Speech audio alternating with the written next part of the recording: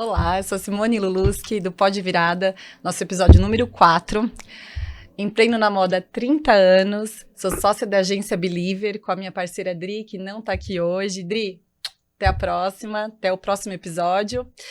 E hoje eu vou falar com uma pessoa que eu conheci há pouco tempo.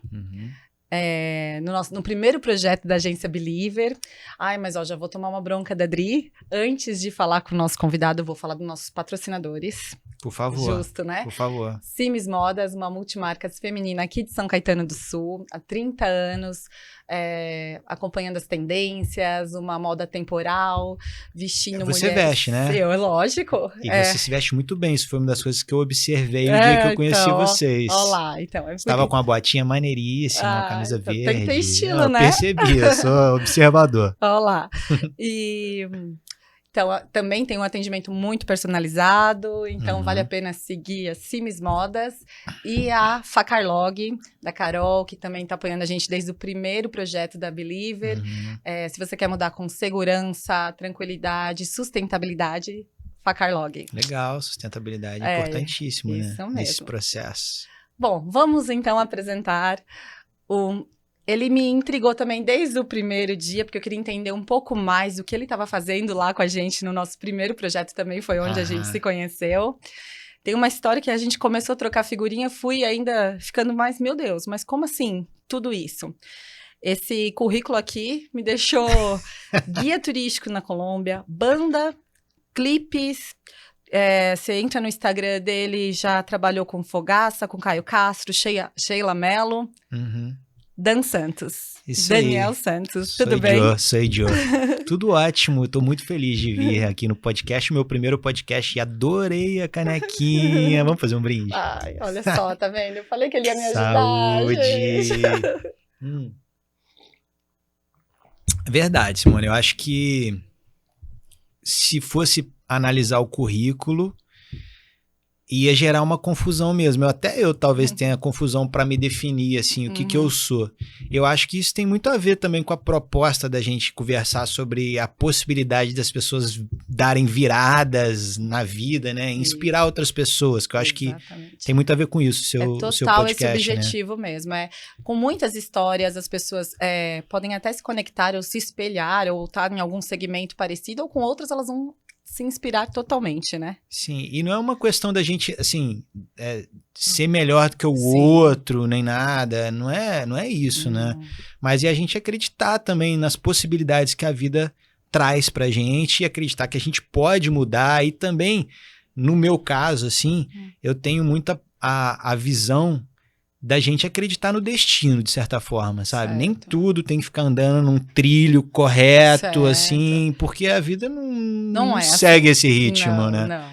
Cada dia é um dia. Exatamente. Mas o importante, além, eu sempre falo desde o primeiro episódio, que é não só, porque assim, a gente traça um plano, um objetivo, mas se a gente não presta atenção nas pequenas viradas do dia a dia, talvez a gente nunca, né? O que você tá fazendo, por exemplo? Quero ganhar na loteria, você joga. Então. Eu devia, eu tenho umas histórias na família que meu avô, bisavô por ali, os caras se deram bem, né? Então, a gente tem que fazer por onde, né? E é bem isso mesmo. Sim, você tem que correr riscos, né? Isso. Sim.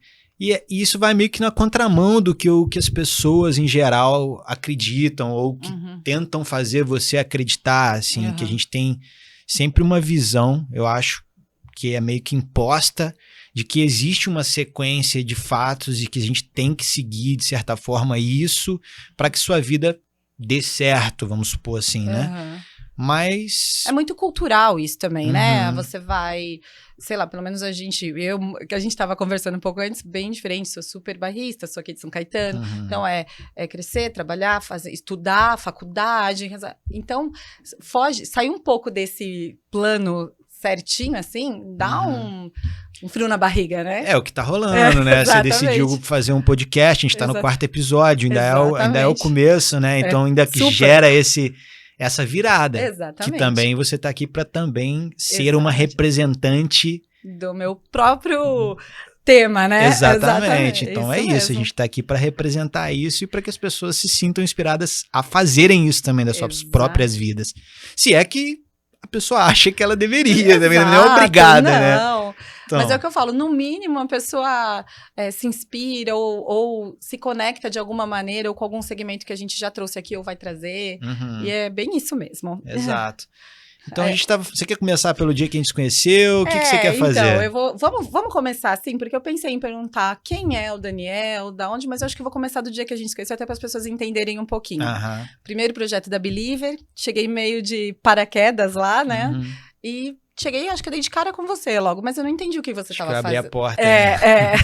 Eu não entendi direito o que você estava fazendo lá, já desci, comecei a mexer lá naquele monte de roupas da produtora, da Ivy. Um beijo, Ivy.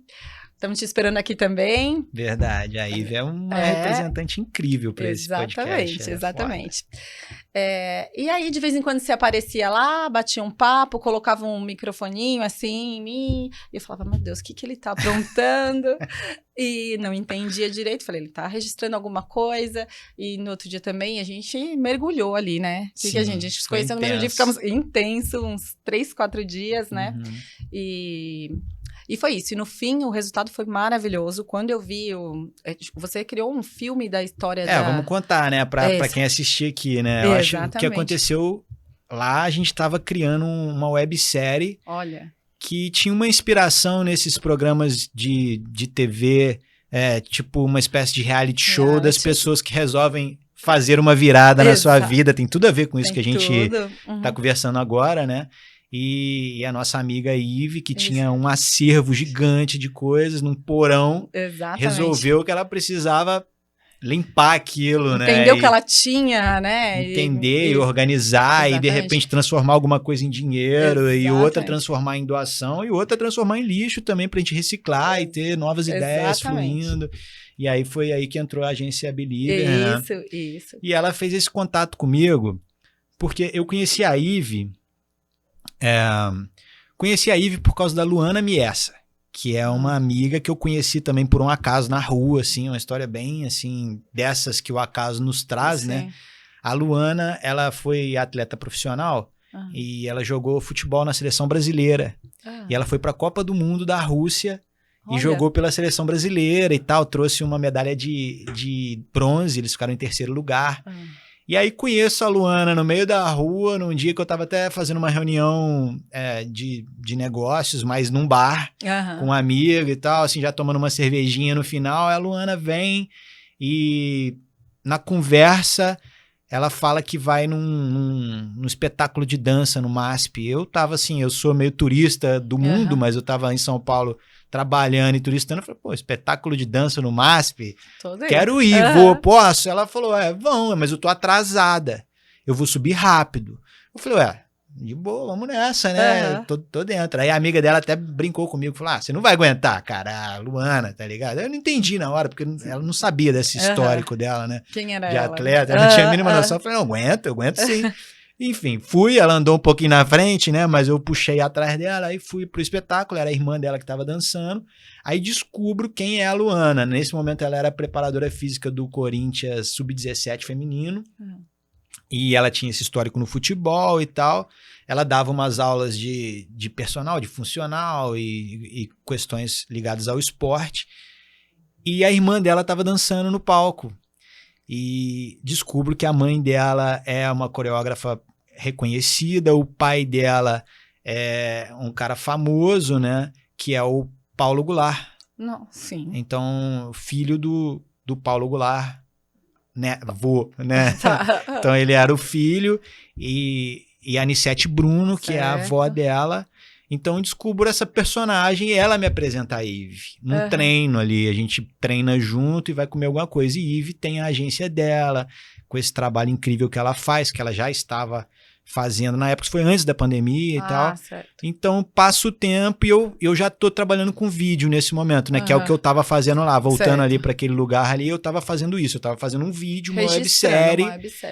E para fazer essa websérie eu tive que ficar lá vários dias, eu faço tudo sozinho, praticamente não mais, mas assim, eu busco não fazer sozinho, mas se tiver que fazer sozinho, foi como eu aprendi, né? Eu aprendi a me virar. Certo. Isso eu sei fazer bem. Isso eu sei fazer bem. Exatamente. Aprendi a me virar.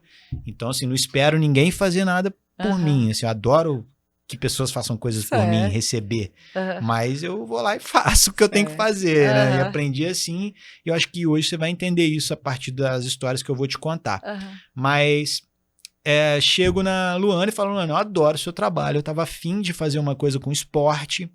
E aí vou com ela no Corinthians, começo a filmar umas coisas dela por interesse pessoal mesmo, acabo fazendo uma amizade com ela, e aí passa um tempo, passa a pandemia e tal, já tô morando em São Paulo, já tô um pouco estressado também dessa vida de São Paulo, que todo mundo sabe como é que é, né? Certo. E aí já querendo dar uma escapada, aí falo, Luana, o que você tá fazendo? A Luana tá em Ubatuba, surfando, e nessa vida lá e tal, eu falei, ó, vou pra aí, vamos gravar alguma coisa, e nesse vamos gravar alguma coisa, eu decido fazer um documentário. Um mini documentário da história da Luana. Sim. Então gravo esse mini documentário, passo uns 10 dias com a Luana gravando, aí eu gravo ela fazendo surf com drone, dentro d'água, gravo ela malhando, gravo ela dando aula, gravo ela fazendo bike, gravo ela correndo. Então eu faço tipo um mini documentário de ação e gravo ela me contando essa história dela, que é super legal, que se vocês quiserem ver, tá lá no YouTube também, né? Então aproveita, já busca lá no Storymaker, chama Fases da Lua, esse filme que eu fiz com a Luana, porque ela conta uma história que tem uma virada super incrível. Essa virada da Luana é muito bonita e é muito emocionante. E ela conta isso no filme, depois você vê também. Só dei spoiler, não vou falar. Certo. Não vou contar, se vocês quiserem ver. A curiosidade já, né? Essa já fica aí, ó. Mas tá lá disponível o filme, né? E aí... Foi aí que a Ivy te achou. Não, foi aí que a gente fez um lançamento, e aí foi aí que a Ivy entendeu que eu tinha uma linguagem que podia ser diferente do que o que existe aí, assim, de videomaker e tal, né? Exatamente, foi exatamente o ponto, porque eu não estava entendendo o que você estava fazendo direito lá, depois eu percebi que, óbvio, você estava registrando e tal, mas quando eu vi o resultado final, eu percebi que você tinha um olhar super diferente do convencional. E aí que eu falei, que eu fiquei mais, assim, intrigada, assim, de... O Storymaker, qual é a diferença de um produtor de vídeo para um Storymaker? Tem diferença? Ou é só um hype novo, assim, que o pessoal tá surfando? Assim, a uma marca tendência? Storymaker... Não, porque eu acho que ser talvez... Storymaker, não o seu Instagram. Sim. É porque eu não sei se existe isso de ser um Storymaker, né? Você sabe que eu acho que é um tema novo agora. O pessoal tem começado a falar isso, em vez de como falar uma produtor, terminologia. como uma profissão. Eu acho que eles falam mais um videomaker, não seria? Tem os dois. Storymaker. É porque o Storymaker hoje, o que eu diria, assim, né? Que foi como eu até fundei a minha marca baseado nessa ideia, assim. Eu percebi lá no começo, como eu não era uma produtora. Certo. E aí eu tinha uma linguagem um pouco diferente que me abria algumas portas, assim, sabe? Eu nem sabia que eu teria essa... Assim, a gente vai contar essa história, eu gostava de música, eu me dedicava à música. E aí, de repente, aconteceu de cair uma câmera no meu colo, e aí eu usei ela pra quebrar um galho pra eu continuar fazendo minha música. Certo. Só que aí eu descobri que eu tinha uma linguagem... Boa, mas é um artista, né? Melhor no vídeo do que na música. Na música eu ficava pedindo pra fazer. No vídeo mudou, as pessoas começaram a pedir pra eu fazer. Justamente porque alguém vê, as pessoas veem esse olhar diferente que você tem. E aí eu percebi como eu me inseri em locais onde já tinham umas produtoras trabalhando, porque era tipo um coringa, assim, eu percebi que essa coisa, na época ali, não tinha Reels ainda, né, no Instagram e tal, já era o Instagram, já tava rolando, mas o Facebook ainda existia ali, e aí Reels... Facebook morreu, né, gente? Americanos, entendam, né? Esses dias eu fiz uma compra lá, os caras queriam meu Facebook nos Estados Unidos. Eu liguei pro cara, falei, amigo, Facebook, entendeu? Só nos Estados Unidos aí, né? Mas, enfim, não tinha Reels. Aí eu percebo que quando eu faço um vídeo e rapidamente eu edito e solto ele, as pessoas eram compelidas, provocadas a postar aquele vídeo. Entendi. Porque tava na mão e elas queriam um produto ali da hora. Rápido, com entendeu? qualidade diferente. Então, tipo, tinha uma produtora inteira fazendo trabalho pros caras, sabe? Assim, coisa grande. E você no celular resolvia? Não, eu fazia já com a câmera e editava no... Eu nunca fiz assim com o celular, assim. Certo. Eu já fazia com a câmera e editava e entregava. Mas por que eu percebi isso? É porque eu queria que meu vídeo saísse. E assim, mesmo que eles me pagassem pra fazer e tal, no fim eles aproveitavam uma imagem minha lá e tal, uma coisa assim. Mas isso não era...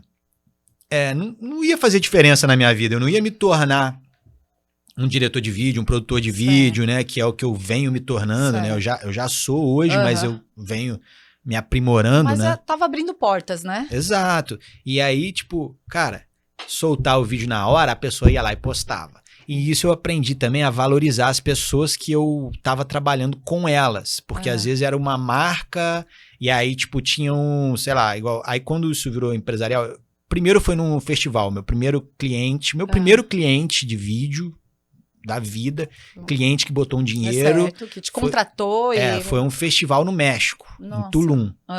E aí eu tava lá, eu fui indicado pelo dono de um hostel, que eu tava fazendo um vídeo pra ele voluntário, e aí eles me contrataram, me pagaram lá $200 pra gravar um fim de semana, eu achei que era bom negócio, né, porque na época eu ainda não tinha uma... Não recebia pra trabalhar, né? Praticamente não, né, e com a música a gente sabe que é bem mais complicado, o buraco é mais embaixo. Então, fui lá e entendi que quando eu fazia o vídeo e entregava rápido, as pessoas soltavam meu vídeo. E aí eu tinha uma coisa interessante na mão, porque eu podia fazer trocas, até drink eu tomava com o cara que tava, o barman, não tinha grana ainda. Então assim, o barman tava eu fazendo vídeo, eu falava, meu irmão, tô fazendo um vídeo aqui pro festival, cara, faz um drink aí pra mim que eu vou te filmar. E saiu um drink. Eu falei, olha só, cara, que negócio interessante, né? Eu faço um vídeo e sai um drink. É tipo, pô, que máquina é essa, né? E aí eu entendi que fazer isso e soltar rápido, o ponto é esse. Eu entendi que soltar rápido era uma coisa diferencial, que ninguém fazia, que tinha uma produtora lá que tava ganhando $20 mil e ela não fazia isso, entendeu? Mas eu fazia. E aí eu ia com o meu computadorzinho, gravava, sentava, editava, entregava. Isso girou. E aí eu pensei e fundei, foi até nessa época aqui em São Paulo, essa época que eu te falei da Luana, que eu contei essa história, que eu percebi que isso era um negócio. Certo. E aí eu me vendi como Story Maker. Foi aí que eu criei o Story Maker, entendeu? Legal. Então eu não sei hoje se as pessoas dizem eu digo que sim. Que são as pessoas que fazem story. Então ela grava no dia. Sim. Mas tem toda vez. Isso eu não tinha entrado por essa linha, mas tem tudo a ver o que você falou agora, pela agilidade de gravar, porque o story fica ali 24 horas, né? E você já entrega. Sim. Mas quando a gente fala de story maker, a gente pode falar também de storytelling, que eu acho que tá muito ligado, quando você quer contar uma história através de uma cena, Na verdade, esse termo hoje em dia é muito usado também, só que a gente lá na loja, por exemplo, há 30 anos que eu tô na Sims, eu uso isso como uma ferramenta de venda super natural. Porque você se identificar com o cliente, você entrar na onda dele, você entender... eu às vezes viajo com o cliente só dela contar, vou entender... Dar alguma referência do que você já fez, a pessoa se sente conectada, né? Sim. Então, isso é uma estratégia bacana e você consegue passar isso nos seus vídeos. Acho que sim. Super. Então, aí que vem uma coisa que é interessante, assim, uma construção dentro do vídeo, que é você não seguir o protocolo da história. Se a gente for falar de storytelling, né, que é uma coisa interessante pra gente falar pra quem tá assistindo, que gosta de fazer vídeo, eu acho que é um dos motivos pelos quais eu tô aqui. Sim. Eu quero contar minha história também, Lógico, né? Eu acho que faz sentido, mas assim, a gente já tá entrando na parte técnica, né? Mas vamos dar esse spoiler, assim, né? E sobre isso, se o seu interesse é fazer vídeos, né? E pensar em storytelling que vende, uma coisa importante de você entender é que você não precisa seguir uma linha, tipo, isso começou aqui, daqui foi pra cá, daqui foi pra cá, daqui foi pra cá, né? Porque se você assistir filmes, né, e a gente for pegar como referência alguns filmes, e eu nem sou cinéfilo, embora eu adoro cinema, adoro filmes e adoraria ser um diretor de filme nesse nível, né? Se eu tiver a honra um dia de chegar nesse lugar, eu vou estar me sentindo bastante contemplado. é isso. O filme ele não tem que seguir essa linha histórica. Não é assim que a gente conta uma história. Sim. E as pessoas, eu trabalho com muitos clientes, né? De vários nichos, vários. E o storytelling do cliente é sempre o mesmo. Exato. Começo, a gente é tudo pensadinho ali, né? Lá. E daí vem você com uma mente... Mas é porque ele vive a vida dele e é a rotina dele. Então, assim, eu quero mostrar minha rotina. Ok, temos um ponto. Queremos mostrar a minha rotina tem valor e a gente tá aqui falando que a sua rotina vende. No Instagram você tem que mostrar a sua rotina e tal.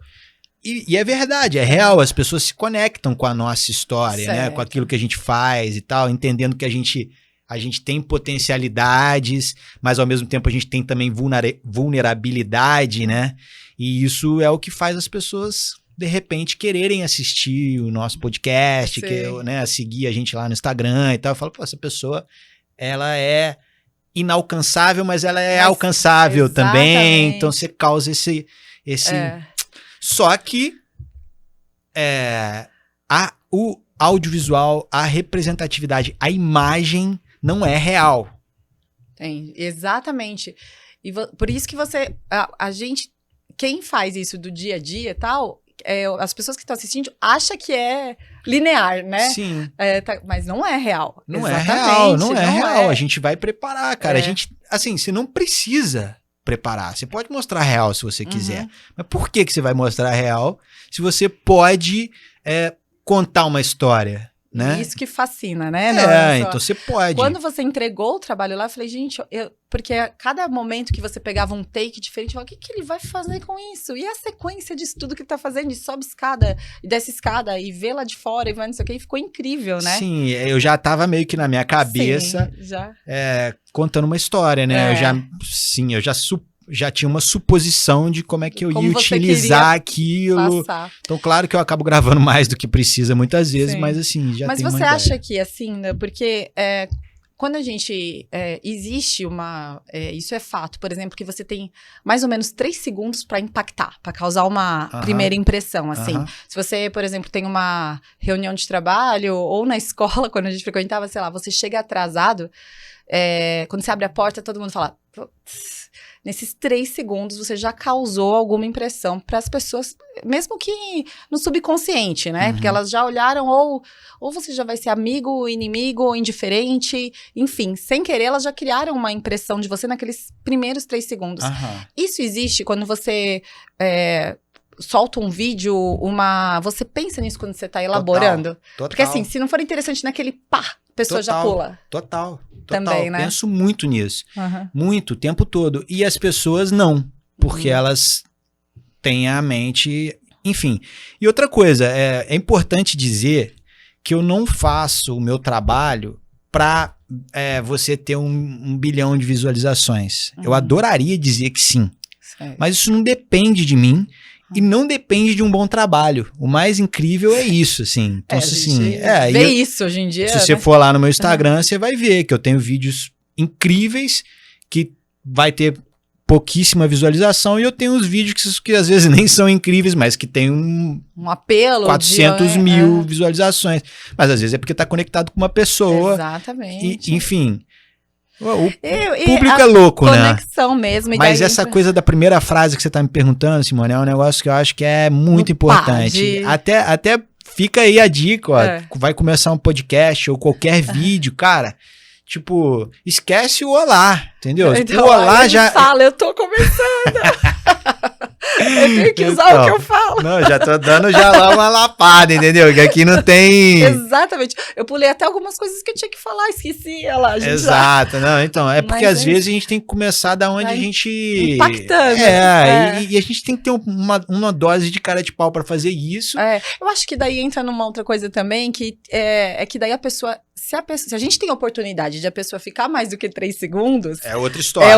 Porque daí entra um carisma. Sim. Que eu acho que hoje em dia é uma ferramenta que, por exemplo, pra mim, me abre muitas portas, porque eu fico meio nervosa, assim, no ambiente que eu não tô acostumada, mas, por exemplo, na minha loja, você não me vê de tempo ruim, sempre tô sorrindo, sempre...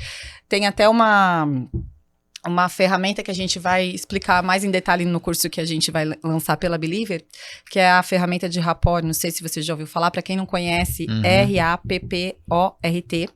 Na verdade, é a arte de você ser carismáticos.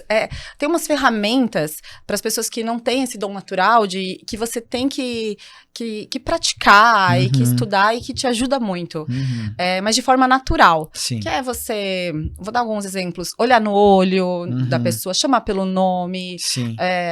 Espelhar. Escutar o que a pessoa tá contando. Sempre tá sorrindo. E eu acho que daí, quando passa aqueles primeiros 3 segundos, se a pessoa ainda...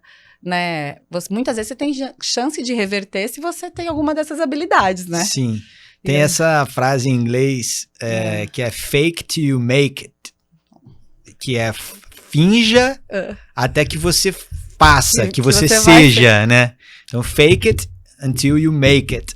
Então, mas é isso. Mano, isso. Se você não nasceu com isso, você finge até você... Eu, graças a Deus, a parte de sorrir assim, eu falo, graças a Deus, a minha família é muito genética, que a gente, às vezes, eu chego em casa, eu tô até doendo aqui, que essa parte deu certo. A minha família inteira tem um bocão que fica sorrindo o tempo todo, desde o meu avô. E lá na loja, eu sou sócia com a minha tia, com a Sandra, que também tem a mesma característica. Então, sorrindo a gente vai sempre estar. Pode estar nervosa, mas... isso... Você tem que captar também a essência de cada pessoa, né? Pra construir suas histórias. Essa coisa do comércio, assim, eu sei que, enfim, entrando na sua história um pouquinho, esse sobrenome Luluski... Luluski é do meu avô. E ele é... Yugoslavo. Yugoslavo? Entendi. É fortão. Tem alguma coisa... Yugoslavo é meio cigano, né? Tem um rolê cigano lá na... Não, ele é da Sérvia, na verdade, né? Depois, mas... Se não me engano, eu acho que essa região tem alguma coisa uma linha cigana, nossa, assim, ou não? Não sei agora, hein? Eu sei que Croácia ali, Romênia, é fortíssimo nesse universo. E aí eles imigram para toda a Europa e muito na Espanha, você vê naquela música espanhola, né? O viola espanhola e tal, tem muito dessa energia cigana. Mas eu acho que meu avô não, ele tem leva lado mais pra Rússia ali, né? Eu ia falar o lado alemão, russo lá, acho que pega mais forte. É mais pra nórdico, né? É isso. Mas vamos falar então, agora que você falou de música de novo, que você acha que você já tá indo, quando você me mandou um pouquinho da minha história, como você viu? Eu falei, não tô acreditando. Como assim, guia turístico na Colômbia? Eu tô aqui hoje graças a isso, né? Assim, realmente, em termos de virada, assim, eu não consigo te falar, eu consigo te falar algumas viradas pontuais na minha vida. Falar, cara, isso aqui foi uma virada na minha vida. Uma delas foi ser guia turístico, né? E o turismo, ele sempre se fez presente na minha vida, de certa forma, assim, não sei se é porque eu viajo muito na maionese, mas realmente ele sempre se fez presente na minha vida. Tipo, cara, deixa eu... Você é de que signo? Sou taurino. Porque viajar é comigo, sou pisciana. Eu já... Então... eu tenho apelido mas de minha mãe é pisciana, né? Não sei... Eu sou taurino, e aí eu descobri esses dias aí, se não me engano, que meu ascendente é em Virgem. Você sabe o que significa isso? Deixe um recado pra mim, me conte, porque assim, talvez eu descubra coisas novas sobre a minha personalidade. Você sabe o que... Eu acho que virginiana, não sei, também não sou nada... Mas assim, você é organizado, é metódico com essas coisas tudo muito certinho? Assim, eu sou organizado, mas eu não sou muito metódico. Sabe, eu sou organizado. Posso também, eu não sou muito ligada. Eu não sou sistemático, sabe? Eu preciso me aprofundar mais, porque eu tenho curiosidade de saber meu ascendente, eu não sei. Isso é uma habilidade que as pessoas podem usar delas para poder manipular os outros, né? Vamos lá. Então, eu imagino, eu já viajo com qualquer coisa, uma música, uma coisa, é muito fácil. Por isso, quando eu vi o que você fez lá da websérie lá da Ivy, eu falei, gente, que fantástico, como essa parte, eu nem sabia que ele tava gravando, sabe? Eu viajei. Aí como é que usa, né, uma coisa ou outra. E muitas um olhar diferente. E tem uma coisa tem a coisa da direção, né, que eu já faço essa direção ali no momento, né, e tem a coisa da criatividade, que eu acho que... Essa veia artística, então, que daí já veio lá da parte de música, exatamente. Eu acho, porque não é natural, não é uma coisa que a pessoa... aprende, eu acho que tem muito de natural. Aprende também, né? Sim, mas eu acho que quando a gente vê que em você isso é natural. Eu não fico. Isso, é isso que eu não quis faço dizer. um roteiro. Isso, é isso que eu quis dizer. A coisa já vem, assim. Dá pra aprender, né? E dá pra aprender um pouco, pelo menos. Tem coisas que não tem jeito, cara, assim. Cada um vai ter uma característica. Uma visão, um feeling daquilo que tá acontecendo. Só que às vezes vai ter alguém que tem um feeling mais interessante que o meu também, não sei. Não tem a mesma característica, mas tem um feeling diferente que é bom, melhor, ou tão bom quanto, não sei, né? Isso tudo é possível. No caso... Mas falando de como você começou, porque você tem esse lado artístico aí, foi na Colômbia? Não, não foi. E aí? Cara, assim, eu me lembro de gostar muito de teatro e de palhaçada, de humor, assim, desde criança. Isso é uma coisa que eu me lembro mesmo, assim, poucas memórias eu tenho fortes como essa. De sentir isso já quando eu era criança, eu gostava inclusive de palhaço mesmo, eu gostava do Glu-Glu, o Sérgio Malandro. Nossa, eu era muito fã do Sérgio Malandro, cara, era muito fã, e tipo assim, Bia Bedran, sei lá, minha mãe sempre também me fez curtir histórias, né, hoje minha mãe é contadora de histórias, mas na época ela não era, né, ela já escrevia, minha mãe sempre escreveu muito bem, eu te contei isso mais cedo, ela é poetisa, ela escreve muito bem, e ela é também louca, assim, nesse universo, sabe, ela é bastante criativa, mas nunca foi profissionalmente ativa nesse lugar. Ela enfermeira, sempre trabalhou, né, pro governo e tal, e enfim, aí criou os filhos, que sou eu e minha irmã, nesse universo, é uma mulher super independente, fortíssima, que eu só tenho gratidão, né, por ter sido filho da Dona Maria Luísa, e aprendi muita coisa aí. Mas lembro dela trazer essas coisas das histórias, e ela motivar isso quando era criança, e eu lembro de ter uma aptidão para esse lugar da história, da arte ali e tal. E meu pai é músico, né? Olá. Ele é médico, mas ele é um compositor incrível, inclusive assim, não vou dizer que é um desperdício, porque eu usufruo muito desse talento dele, entendeu? Mas assim, até hoje ele compõe assim, sempre, regularmente ele tá fazendo composições de música e letra. Por hobby. Olha, ele é médico. Nossa, meu pai mora em Alter do Chão, no Pará, na Amazônia. Vai fazer 20 anos que ele tá lá. E aí, tipo, ele é médico, atende hospital e tal, clínica, e foi evoluindo nesse lugar. Hoje ele também atende online, faz outras coisas. Ele é terapeuta canábico hoje, né? Então ele se especializou nesse ambiente, mas ele é cardiologista e músico. Aí com a música... Obviamente, eu sempre escutei meu pai tocar violão, ele ama, eu acho que é isso que ele nasceu para fazer, de fato. E aí compõe desde sempre, mas não é que eu tocava música, ou que eu nasci uma criança com talento, entendeu? Certo. Tipo assim, se eu fosse no The Voice Kids, eu tava enrolado, né? Talvez eu até me dava bem, porque talvez eu era uma criança simpática, mas assim, a voz do The Voice eu realmente nunca tive, velho. E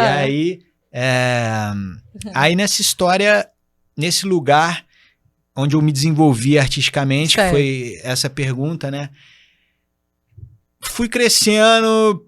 Ganhei uma guitarra, eu queria tocar guitarra, né? Enfim, ainda mais que criança que não é música, eu queria aparecer, né? Só queria aparecer, né? Não sabia tocar, era guitarra. Aí ganhei uma guitarra com 10 anos de idade, não tocava nada e continuei sem tocar nada até os 15. E aí peguei um violão, que era o que eu devia ter pegado sempre. Então, você que tem um filho que quer tocar guitarra, dê um violão e insista que tem que ser o violão. Porque a guitarra você tem que ligar ela. E aí, tipo, uma coisa que já é difícil você fazer, tem qualquer coisa, um obstáculo, né? Você não faz, esquece. Lá em casa a gente tem uma bateria pro meu filho. Coitado dos vizinhos, desculpem, mas ele foi pra bateria. Nossa senhora, hoje em dia tem bateria no ar, né? Tem só as baquetas, que aí você conecta com fone, não precisa nem encostar. Ele gosta de fazer barulho. Pô, aí é sacanagem, né? Nossa senhora, esse aí eu também não quero pro meu filho, não. Embora eu adore, eu sou apaixonado por arte, né? Mas eu acho que a gente tem opções melhores. Mas no caso, peguei o violão, aí eu lembro ali com uns 15 anos de conseguir tocar minha primeira música, assim. E quando eu fiz umas aulinhas ali, sei lá, o cara queria que eu tocasse Preta, preta, pretinha, Certo. que é uma música maravilhosa, mas não para um pré-adolescente, Certo, entendeu? Que eu tava certo. afim de, sei lá, tocar um rock and Rock roll, pesado, um rock uma coisa- spring, ou alguma coisa que fosse Aí bacana. desmotivou. Aí eu falei, Esse. mano, quero saber disso não e tal. Mas você vê aí que toquei tem a essa musiquinha. veia artística já. De alguma forma você transparece isso, né, E no seu sempre trabalho. foi, pra mim, na música, sempre foi. Não é que eu sou um grande violonista, né? Ou que eu sou um cantor exímio, ou que seja mais ou menos talvez. Aham. Mas era que eu gostava de sentar e criar. Sim. Então, assim, eu inventava letra, Aham. porque aí vem da minha mãe. É. Aí eu inventava umas letras, inventava uns acordes, porque eu explorava o violão, então era uma coisa que eu fazia muito livremente, sem o enquadramento da educação musical. Certo. Que muita gente desiste por causa disso, viu? Que você acabou Sim, de falar. Eu isso- sou uma. Isso ajuda muito, Sim. É mas necessário. atrapalha muita gente também. Tem que fazer as duas coisas juntas. Se você puder, né? Então isso aqui é doideira. Mas, enfim, aí eu conseguia criar algumas coisas, e aí eu criava melodias, encaixava ali no violão e fui assim. E aí, adolescente normal, bastante... sempre gostei de festa, assim, eu gostava de festa, rebelde, de balada e tal. Não era rebelde, Não? não, era bem de boa, assim. Só gostava do oba-oba. Gostava de festa. Certo. Acho que a minha cultura proporcionou isso. A minha cidade, eu nasci em Juiz de Fora. Então, uma coisa que eu tinha que ter falado lá no início. Ele engana, né, gente? Porque pra mim, eu tô falando com um carioca, sempre falei. A gente brinca com isso e ele fala porque fala que é de Juiz de Fora. Juiz de Fora, carioca do brejo. Certo, tô falando. Juiz de Fora poderia ser o estado do Rio de Janeiro, mas ainda bem que não é. Porque, enfim, estado do Rio de Janeiro... Se a política no Brasil é complicada, no estado do Rio, então, multiplica. Melhor nem comentar. Mas nasci em Juiz de Fora e lá a gente tem um sotaque meio misturado, assim, eu com certeza falo muitas coisas parecidas com mineiro, mas eu falo uma cantada talvez parecida com carioca, e se bobear eu ainda puxo um S assim pra um talvez, então, só pra fazer um charme. E pra confundir os adversários, Ah, entendeu? entendi, que aí ninguém entendi, sabe. entendi. É legal, é legal. Jurava que era E carioca. a gente tem que confundir os adversários, entendeu? Pra ninguém ficar também traçando o seu perfil assim tão facilmente, não. Tá certo, não. Não foi fácil. Olha tudo que a gente tá conversando aqui agora que tá vindo. Mas essa dessa brincadeira de você, só porque eu faço uma graça, tem até clipe. Na música. Então, é porque eu sempre fui cara de pau, né? Certo. E assim, tem uma coisa que eu proponho na minha vida, que é fugir do padrão. Eu proponho isso na minha vida. Eu não gosto mesmo de ficar seguindo padrão. Eu me sinto... Não sei, me sinto meio inútil, assim, sabe? Característica sua, né? Se vê por todas as suas andanças no mundo aí, né? Então você eu gosta me de sinto meio novidade. inútil. Eu acho que já tá todo mundo fazendo e aí eu meio que... Aí eu sou rebelde. Entendi. Aí eu sempre tive... Não, nesse clipe que você me mandou aí, eu falei, gente, mas cadê Que loucura, né? Cadê o Dan? Não entendi nada, Não esse entendi cara, nada. né? Gente do céu. Como a gente fala, um produtor de vídeos, daí eu vejo aquele clipe afrodisíaca, e eu falei, gente, é a mesma pessoa. Cara, Bom, sem um camisa, artista. eu tava todo, né? artista. Então, no caso, tipo... Tem quanto tempo aquilo? Desculpa. Pra quem for ver. Tá onde? No YouTube? Tá no YouTube, é um clipe não que... Não é tão antigo. Ou eu que não... Não, esse já tem uns 7 ou 8 anos. Uns 7 anos. Então. Tem um tempo, né? E é com a Linica, que é uma artista impressionante da Colômbia. Super profissional. Não, a Linica Por isso que eu tô estranhando, não só caseiro, e o só produtor da música e do vídeo é o ex-marido dela, né, que é o meu irmão, Albert Pérez, que é um dos maiores percussionistas do mundo, certamente, eu não tenho sombra de dúvidas em falar isso. Além disso, ele também é uma grande figura, ele é psicólogo, enfim. E aí eu conheço essas figuras lá na Colômbia e tal. Mas vamos lá, vamos na música então. Pera aí, deixa eu voltar aqui. Bom, tô fazendo música, moleque, não vale nada. Tá? Até hoje também não vale muita coisa não, mas eu tenho uns produtos que valem. Olá. E já tô pronto pra vendê-los, né? Vamos chegar lá, porque de todas as viradas que eu já tive na vida, a próxima é que vai ser a melhor. Mentira. Então, quando eu voltar aqui, Olá, a gente vai né? falar Olha, da uma promessa, hein? Você tem... Prometo, eu prometo. Olá, então tá ótimo. Não, basta seguir vivo e seguirei, né? Sim, dadas as circunstâncias, sim, né? Lógico sim. que amanhã ninguém sabe. Amanhã ninguém sabe. Certo. Então aproveite o hoje Sim. pra gente fazer tudo que a gente puder, Exatamente. né? Simone? A gente tá aqui Aprender curtindo. com o passado, curtir o que a gente tá vivendo Exatamente. agora e, claro, planejar, mas, né? Sem ser um louco irresponsável, né? Não Exatamente. sair por aí Exatamente. fazendo bobagem, porque amanhã não sei, né? Mas assim, tipo, Sim, não. a gente tá entendendo. Mas aproveite o Aham. que você tem nas mãos, né? E não deixa pra fazer amanhã o que você pode fazer hoje, se você Certo. puder fazer hoje. Então, nesse caso, e seguindo essa filosofia, a minha música ali, que, enfim, sempre foi uma coisa muito intuitiva, muito não profissional. Caseira, Nunca eu ia teve falar, um caseira. objetivo, assim. Eu terminei o colegial ali, normal, com aquelas histórias ali de qualquer adolescente, nada muito diferente. Teve uma coisa diferente, um momento que eu fui fazer aquelas férias nos Estados Unidos, você vai trabalhar. Ah, certo. Intercâmbio. Tipo um intercâmbio. De um mês nas férias, assim, 2? 6 meses. Foram 6? Você vai trabalhar mesmo, aí você Certo. eles te dão um emprego, e aí você fica mora lá na casa trabalhando. de uma família? Não. Tem esse da família que era que você ia estudar. Isso. Então, esse você eu já vai só estava na trabalhar. universidade. Entendi. Não era no colegial, Entendi. não. Falei errado. Ali na universidade ali.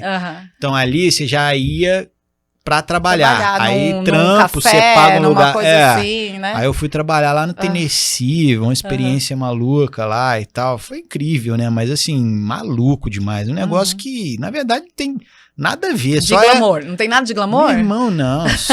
Glamour. Só perrengue. Tá maluco, glamour, cara. Se eu for te contar essas histórias aí, a gente vai fazer um podcast só dessas histórias. Porque, não.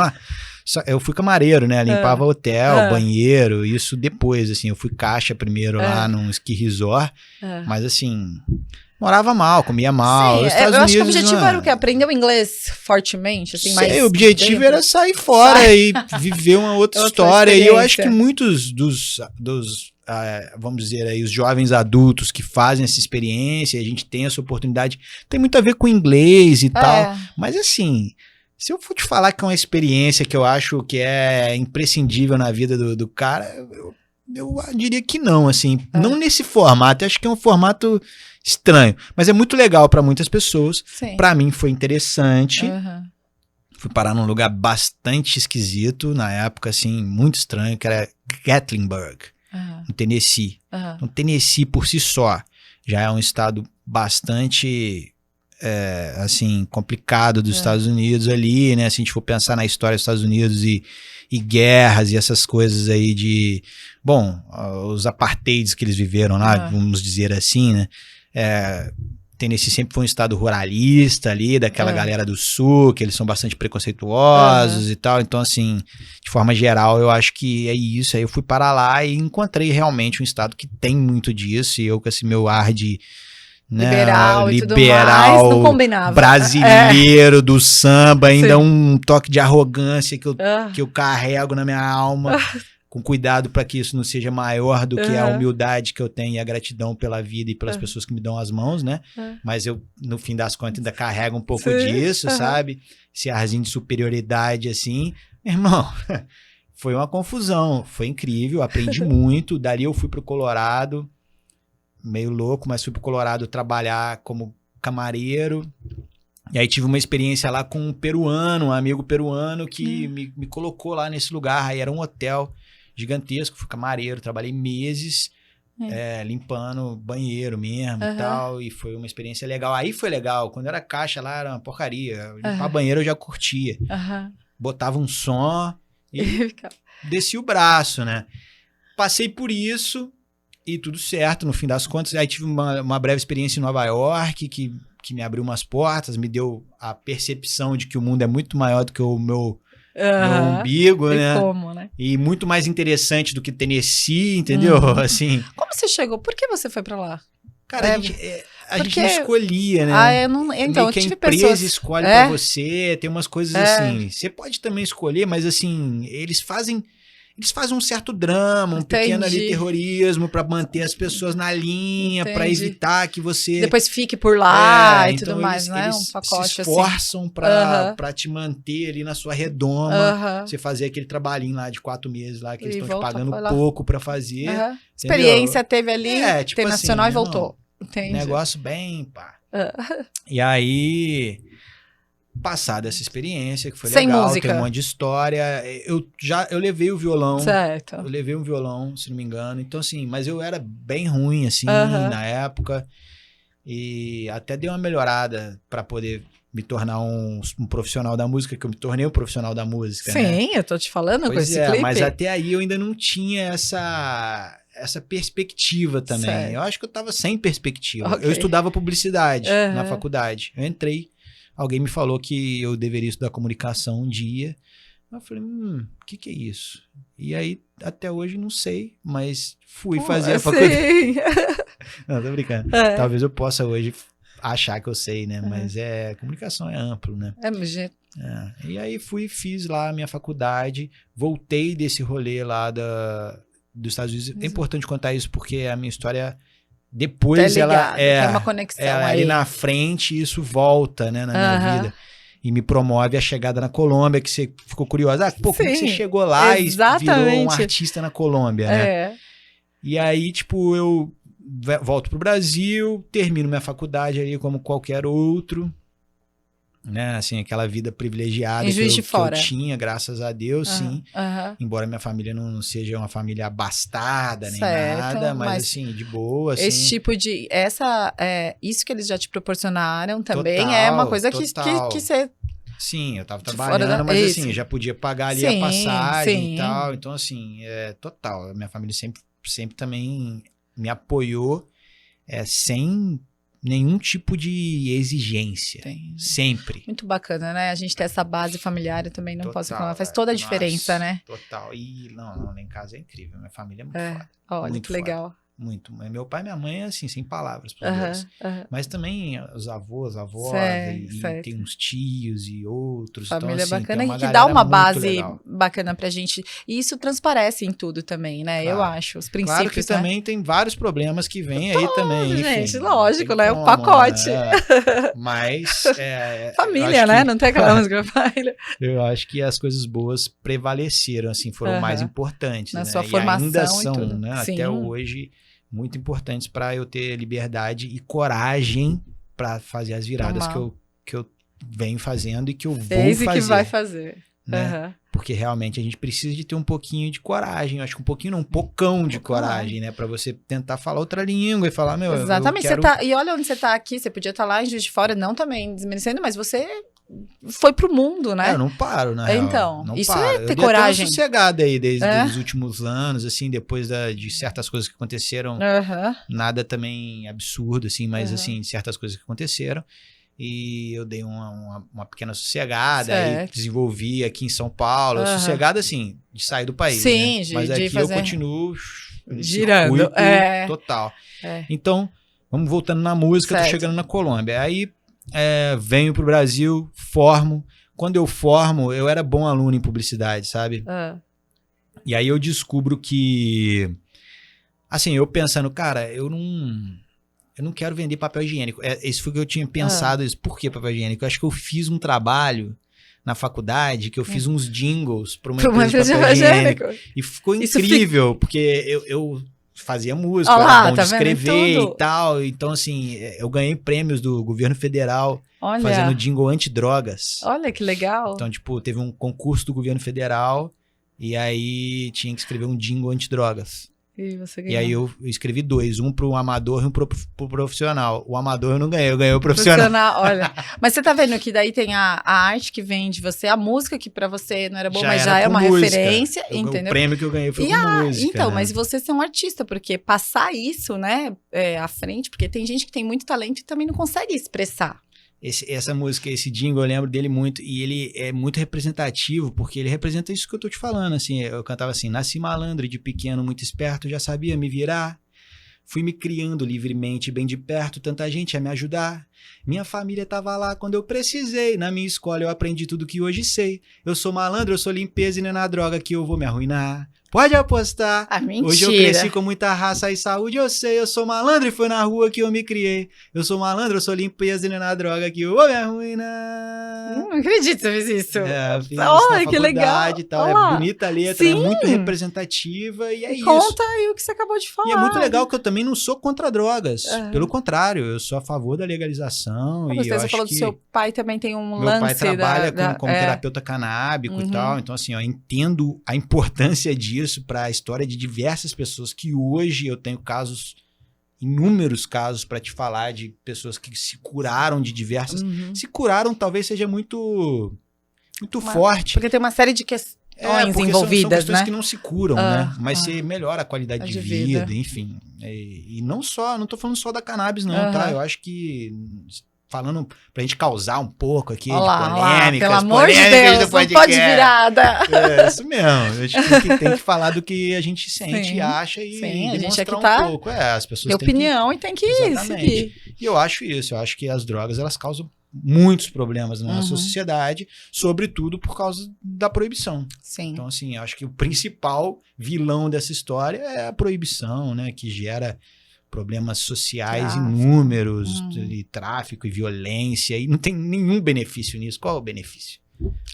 Sempre tem alguém ganhando, né? Com qualquer coisa. O benefício né? não é pra nós de ser proibido. Não é para quem usa, e nem para quem não usa, e nem para a família tradicional brasileira, e nem para a igreja, e nem para ninguém. O benefício é só lá das quem cabeças. Ganha alguma coisa. Exatamente. Então, muito mais em cima. Eu não conheço, gente. eu que não sou. Mas... chegando ali na música, fiz o jingle, entendi que eu não queria vender papel higiênico, porque nada contra quem vende papel higiênico, mas, pô, cara, eu não quero ficar aqui fazendo publicidade para empresas que não significam nada para mim, porque eu sempre carreguei esse sentido de propósito mais livre muito também, forte em mim. Cara, eu tenho um propósito, eu valorizo o que eu faço, eu acredito no que eu faço e até hoje é assim. Eu sei o poder da minha comunicação e eu sei o poder que tem você fortalecer a comunicação de alguém. Você ir lá e trabalhar para alguém. Certo. Porque o alcance disso é imensurável. Gigante, né?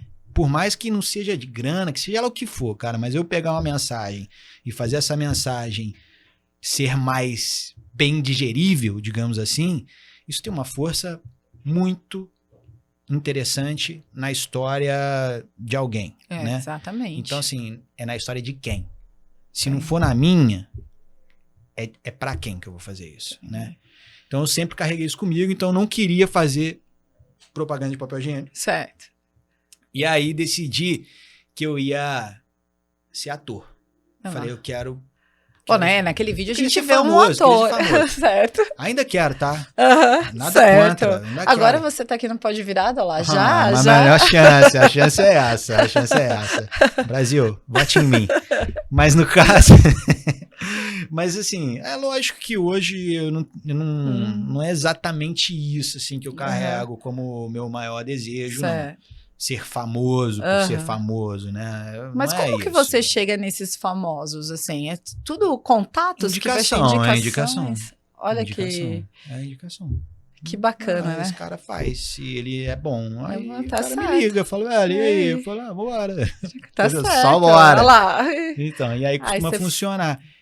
Só para ser mais breve nessa parte musical, que a gente já gastou um bom tempo nela, né? Cheguei na Colômbia assim, fui fazer teatro, na verdade fui estudar para ser ator e eu queria fazer televisão, porque como eu te falei, eu queria ser famoso, então nunca quis ser um artista falido. E aí fui estudar para ser ator, daí percebi também que não era o meu maior talento, eu já escrevia muita música, as pessoas, eu morava no Rio de Janeiro nessa época, até talvez por isso eu carrego um pouquinho do sotaque. Aí a molecada ia lá em casa, a meninada e tal, e gostava do meu som, aí eu falei, não vou tocar violão. Surgiu a oportunidade de ir pra Bahia tocar violão no hotel, no Clube Med. Aí eu fui aprendendo e morava no Clube Med tocando, passei uns meses tocando violão. Aí foi que eu todo dia tocava. Aí saí daí, meu pai já morava em Alter do Chão. Aí, sei lá, fui pra Bahia e tal. Aí eu já decidi, vou ser música, é isso que eu vou fazer da vida, eu vou fazer música, minhas músicas vão dar certo, vai dar certo, vai dar certo. Aí corri fazendo música. E aí vivi um monte de experiência nesse lugar, assim, como músico, uma banda. E aí fui pra Alter do Chão. Lá eu criei os Zarabatanas, que você viu alguns vídeos. Então tem alguns vídeos antigos aí dos Zarabatanas, as composições. Já era legal, encontramos Vi um uma francês. Entrevista também. Daí a gente foi pra Manaus. Em Manaus a gente deu várias entrevistas, fez vários shows. O negócio deu uma engrenada, assim. E aí daí voltei pra Minas. Banda é difícil, relacionamento e tal. Tinha conhecido uma menina argentina nessas andanças, que era cantora e era super interessante. Eu não tinha conhecido a América Latina. Falei, cara, vou pra Argentina. Juntei um troco ali no meu aniversário, peguei um presente aqui, um presente ali, dessa família que me ama. E aí fui pra Argentina, fui pra Buenos Aires. E aí passei uns dias lá e falei, cara, vou viajar um pouquinho mais. Certo. Aí botei a mochila e fui pro norte da Argentina. E aí fui ali pra aquela parte ali, Jujuy e Salta. Dali eu fui pro Peru, porque esse amigo meu peruano lá dos Estados Unidos tocava guitarra e morava lá. Aí eu fui gravando música. Então eu gravei uma música na Argentina, eu compunha a música, escrevia e gravava no estúdio. Chamava os músicos local e tal. Então no estilo local, aí gravei uma lá. Aí lá no Peru, em Lima, eu passei uns meses, gravei 2 músicas, aí fui pra Colômbia, porque eu ia voltar pro Brasil, pra, sei lá, trabalhar, né, amigo? Bora acabou trabalhar, o aniversário, né, que aniversário grande tipo assim, eu já tinha uns 4 meses que eu já tava ali, mais ou menos, praticamente só gastando. Só que a música, a arte, o violão, sempre foi um lugar que me ajudava a me conectar com pessoas. Então, abria portas, as pessoas me recebiam em casa, me serviam o que tinha de bom e do melhor. Certo. Eu tocava no barzinho, ganhava ali uns 100 conto aqui, 50 ali, não sei o que, papapá e tal. Aí eu ia me empurrando, entendeu? Gastava muito pouco, perdi peso. E nesse momento, nessa fase da sua busão, vida, tudo de ônibus, sozinho, entendeu? Mochileiro mesmo, né? Assim. Mas em nenhum momento nessa fase aí você via a moda como um canal, ainda você não tinha sua câmera aí? Não tinha câmera. Eu nem pensava em fazer vídeo. Não tinha essa perspectiva. Não sei por quê. Porque eu falei de você de Storymaker, lá da Eve e tal, mas eu vi vários ensaios de moda também. Achei super bacana o seu olhar pra isso também. Legal. Isso veio depois, assim. Não sei, eu tava também fixo no negócio que eu queria fazer som. Certo. Era essa ideia. E aí, fui vivendo essa experiência. E aí, meu pai, como ele mora no norte, ele tava de férias, ele ia tirar umas férias em 40 dias e falou, cara, eu vou ir dirigindo pra Venezuela, porque ele ficou empolgado com essa minha viagem de ônibus. Aí falou, pô, meu filho fez isso aí. Eu não posso fazer em 40 dias. Vou nessa, vou pra Venezuela e tal. E aí ele falou, ao invés de você pegar um voo pro Brasil, eu vou te dar esses R$1.500 aí, aí você pega e vai pra Venezuela e me encontra lá em 40 dias. Fechou? Falei, demorou, vambora então. Aí eu peguei um ônibus em Lima. Aí fui, cruzei o Equador, cheguei na Colômbia. Olha, que aí já vem mais um monte de história legal e tal. A gente vai ter que marcar outro podcast. Que é isso? Contar todas essas histórias. E dali, eu fiz uma conexão por Couchsurfing na época, que era uma rede social de viajeros. Fui parar em Cartagena. Certo. Aí em Cartagena eu chego na casa do Kenny, que é um grande amigo meu, que hoje tem uma filha em BH, inclusive. Ele ficou apaixonado pela cultura brasileira. Os colombianos são apaixonados pela cultura brasileira. A gente tem muitas similaridades na cultura, por isso me senti tão bem lá. Cartagena é um lugar incrível. Eu fiquei lá esses 30 dias antes do meu pai chegar na casa do Kenny, com a família dele, a família pobre lá em Cartagena. Então eu experimentei a cidade de um jeito muito original, fazendo música. Comecei a gravar um som lá. Olha! A música do Kenny, que chamava Adicto. Então, tipo, a gente trouxe um pianista, um cara do trombone. Lá é viva a cultura. A música é muito alto nível.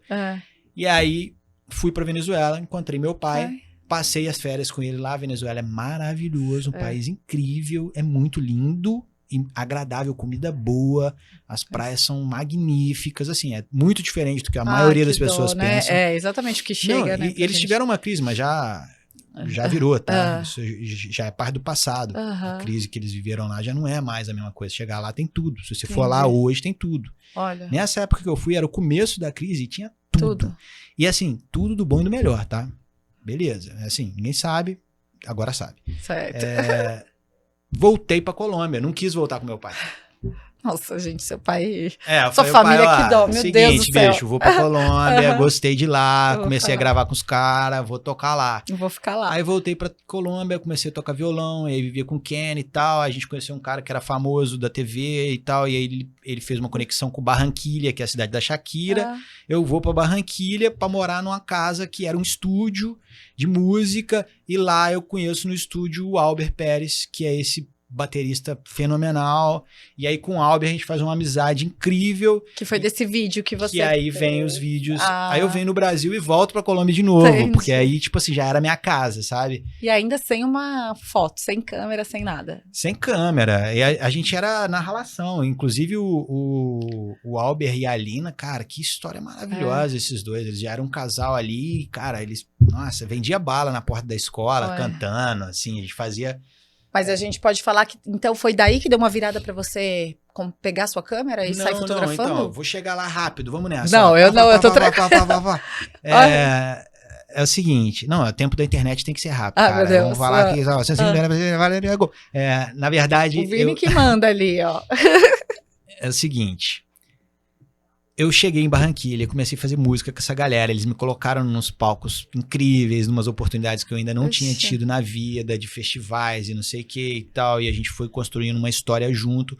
O fato de eu ser brasileiro era muito importante, porque eles adoram a cultura brasileira e eles adoram bossa nova, então eu tocava bossa nova com a Alina cantava, a gente fazia shows, e aí Albert com o tal, a gente fica amigo, a gente faz música junto, a gente compõe, a gente cria junto, e aí na história a gente compra uma câmera lá e começa a fazer vídeos, mas ele era o videomaker, Entendi. e ele fazia os vídeos e a gente faz o Afrodisíaca. Sim, aquele super você clipe viu. eu vi, eu Aí falei, eu faço gente, essa música, o intuito era um lugar da música caribenha, certo. caliente, Aham. e o lugar onde eles estavam me pintando era o Latin Lover brasileiro, sexy, Aham. entendeu? E eu aceitava esse lugar, ainda aceito, porque eu acho muito interessante essa possibilidade, não por ser bonito ou maravilhoso nem nada, mas também por equilibrar esse lugar da mulher Certo. sensual. Aham. E eu acho que lá eles têm esse lugar muito estabelecido, onde a gente mistura sensualidade e talento, que é uma coisa que no Brasil fica aquém, na minha opinião. Aham. É uma opinião, tá? É uma observação. É uma linha muito assim, né? Delicada. Tipo, aqui ou Só vai você muito- tem ou vai- talento isso. ou você é sensual. Sim. Lá não.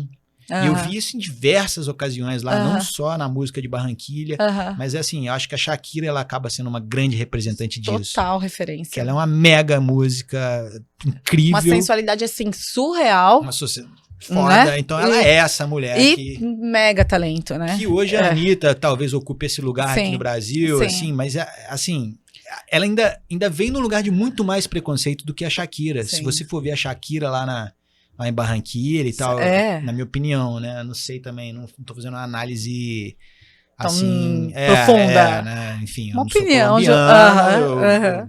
tô falando do que eu vi, assim. Aham. E também o resultado disso, lá em Barranquilha, cada esquina tem uma cantora com 15, 16, 17, 18, 20 anos, linda, Aham. sensual, com uma voz e uma expressão Incrível. artística que você fala, não, Meu Deus do que céu. é isso? Que lugar é esse? É Que impressionante. Você vê como é que a cultura e a inspiração, né, é importante dentro de uma sociedade. Em tudo. E aí faço esses videoclipes com a Alina, daí eu faço com a Shone, que é enfim, aí eu já tô inserido num... Aí você já é um artista. Aí eu já sou um já artista, é, já porque toco eu falei, em restaurante, Como bar, não assim? sei o quê. São muito profissionais os vídeos. Eu falei, como que deu a virada pro Storymaker? Então, aí faço esses vídeos, esse rolê da música, tá legal, tá fluindo, só que mesmo assim ainda não ganho grana, Uhum. né? Assim, a gente tem lá uns cliques lá e tal, mas enfim, eu nem era o artista chave da questão, a chave era a Aline e tal, e eu era só o suporte ali exótico do Brasil, entendeu? E aí eu não ganho grana com isso, assim, eu ainda vou me virando muito ali, sabe? E continuo gostando de viajar e tal. E aí vou pra Bogotá, onde eu tinha feito um contato antes, por causa da música, com uma amiga maravilhosa, que é a Melissa, uma pessoa que eu amo, que pô, me ajudou assim imensamente, igual uma irmã mesmo. E aí volto pra Bogotá. Em Bogotá, eu tinha trabalhado em hostel, eu tenho essa experiência de viajar como Certo. mochileiro. Então, assim, em São Paulo eu vivi num período antes, E eu trabalhava em hostel em São Paulo como voluntário e estudava música. Eu estudei música no EMESP, estudei música na Escola Beethoven. Nossa, tem muita história. Não, pelo amor de Deus, Pois a gente vai, então vai tem ter que ir pulando umas coisas. Olha, nossa Mas senhora. beleza, vamos pro que interessa. Chego lá em Bogotá, lembro do Free Food Tour que tinha aqui em São Paulo. E eu já tinha levado uns turistas gringos pro Free Food Tour em São Paulo. Aplicou que é um lá. tour de comida grátis. Certo. Aí eu falei, pô, vou fazer isso em Bogotá. Não tinha. Lá tem muito turismo, né? Mais que no Brasil. Inclusive, o Brasil é fraquíssimo de turismo, infelizmente. Apesar de toda a nossa beleza e potencial e calor humano, a gente ainda é fraco de turismo. Eu acho que fica mais concentrado, assim, né? É que o Brasil é enorme, né? Então marketing também meio zoado que a gente tem aqui. A galera tá de olho em outras coisas, né? Mas aí você foi Eu tenho crítica de como é que as pessoas ganham dinheiro, né? A galera acha que todo mundo quer fazer prédio, né? É isso que dá dinheiro, né? Mas eu já não concordo com isso. Eu diria que o turismo é uma chave incrível de você fazer dinheiro rápido e dólar e euro e gira, sabe? E a arte tem esse potencial de jogar dinheiro, assim. Isso existe, não é uma coisa que eu tô inventando, cara. Mas não, as pessoas querem acabar com as belezas, com as casas, com as praias e construir prédios, porque, enfim, aí alguém ganha dinheiro também, não sou eu. Mas, deixando as críticas de lado, eu vou pra Bogotá, crio o Free Food Tour, aí começa a fazer turismo. Vocês vão ver as fotos aqui na TV agora. Não, andando do céu. Não, brincadeira. Eu não preciso de foto também, gente. Acreditem no que eu tô falando. Gente, ele quer que vocês acompanhem ele no Instagram lá, porque essas fotos estão lá. Eu acho que a gente na verdade, fuçar ali... Não acredito, você vai ter que colocar agora. Eu vou colocar Aquelas nos meus stories Isso. do dia seguinte que passar esse show aqui, esse podcast, no dia seguinte. Vocês podem acompanhar, porque eu vou querer ver também. Eu vi algumas poucas. Simone vai repostar e vai repostar também no Believer, no é isso Story. mesmo. Então, beleza. É isso aí. A gente gosta de provocar mesmo, entendeu? Tá combinado, porque a curiosidade, gente, eu tô vendo o pessoal já me pedindo, quem é ele? Onde que ele surgiu? Você vai ter que ir lá na minha loja. Eu quero. Lógico, vai ter que fazer um... Tem moda masculina lá? Não tem. Mas eu posso também... Tem alguma coisa que eu posso... Tem alguma coisa, mas eu quero que você... Uma saia meio que assim, com estilão pá. Nossa, lógico. Mas eu quero que você faça umas fotos lá, um vídeo lá da nossa história, lá da Sims. Vou fazer certo? mesmo. A gente pode levar uns modelos. Lógico. Então, muito massa. E aí vou pra Bogotá, aí faço isso aí, viro guia turístico. Funciona às vezes, não funciona outras vezes. Sigo daí para Cartagena, onde eu já tinha uma história, reencontro uma amiga que estava lá, que é australiana, a Cristi, que é maravilhosa, é uma figura ímpar, e aí ela tem um negócio em Cartagena de produção, de turismo, Cartagena Connections. Então, se você for a Cartagena, procura Cartagena Connections e vai fazer um tour que até hoje existe e é foda, incrível, maravilhoso, tour muito legal. E ela me chamou, falou, cara, você tá fazendo isso aí, você manda bem, você gosta desse lugar, você tem essa coisa, me ajuda. Aí eu fui e aprendi a fazer com ela, aí morava num hostel, fazia esse tour, ganhava dinheiro, que eu nunca tinha visto na vida, que é o que eu tô falando, assim...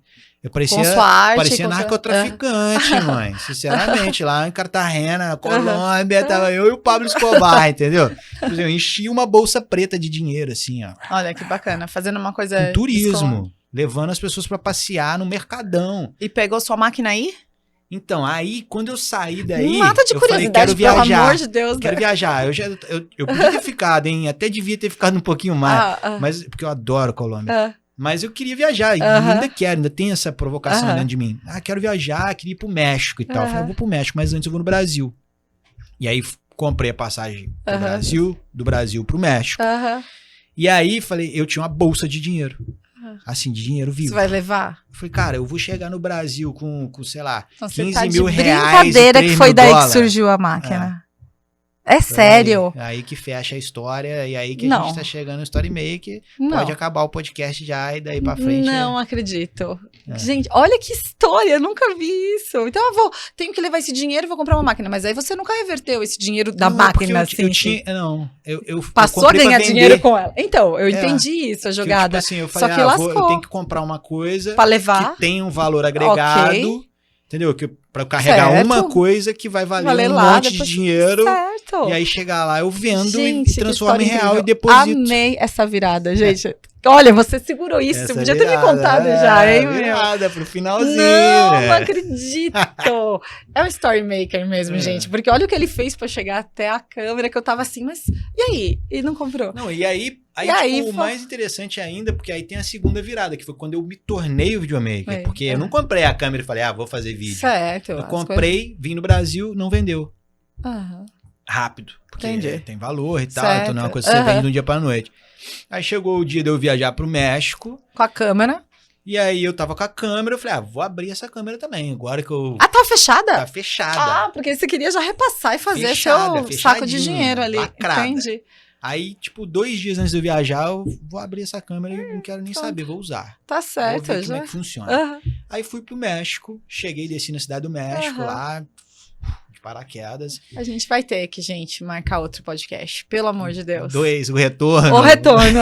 Antes, acho que dessa mega virada, que eu já tô aqui. Antes dela. Mas você não sei. Porque senão a gente não vai conseguir contar e mais a mega virada que ainda vem por O aí. Vini já vai me matar ali. Então meu tá, Deus. ó, só pra gente chegar na virada, então, que Certo. é o que a gente... Como é que eu virei esse videomaker, do qual a gente contou um pouquinho, a gente Certo, falou um lá pouquinho de no início, storytelling, acho certo. que já tem um pouco de A informação. gente começou do fim Sim, do nosso podcast. e a gente já tem um pouco de informação pra galera Certo. aí, pelo menos, se entreter. Certo. Muito. E, né? Nossa, o pessoal vai querer pegar suas dicas de viagens e tudo mais.